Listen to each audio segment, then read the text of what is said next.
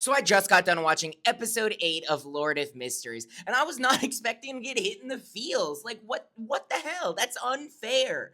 Look, I've been getting more and more hyped as this show progresses, especially now that the dub is released and I'm able to catch up on some of the lore.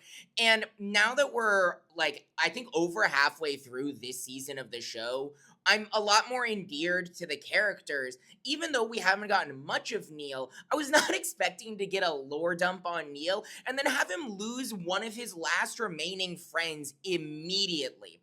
I also did not realize, and maybe this is something I missed, and I'll realize as I watch back through the dub, that when you lose control, you turn into one of the Lovecraftian monsters. I was under the impression that you just lost control, went crazy, whatever. But apparently, when you lose control, you turn into one of the Lovecraftian monsters that we've seen before. And that is devastating.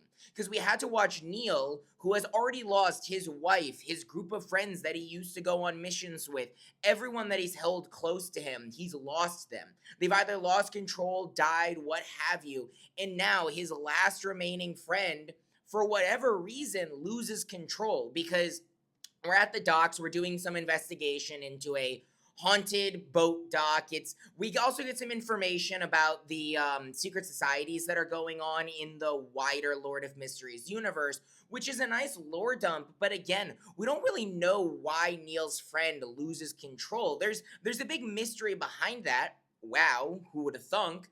And it seems like there might be some nefarious acts going on because while losing control isn't an uncommon thing, because as you get more and more powerful, it's kind of unclear. Some of me is saying as you get more and more powerful, it makes it easier to lose control. And then it seems like the show might be saying that as you get more and more powerful, it's harder to lose control. I don't really know. But, anyways, it is like unexpected that he loses control, especially because he was fine earlier that day. So for him to just 180 lose control, I'm very curious if this has anything to do with the secret organization that we've been dealing with in terms of the journal. And now, because of everything that's happened, Klein has really re-solidified his drive to level up and go for the clown, which, in my understanding, is the next step in the Seer's path. So I'm very curious to see where that takes us. I'm enjoying the show, like I said, a lot more than I used to.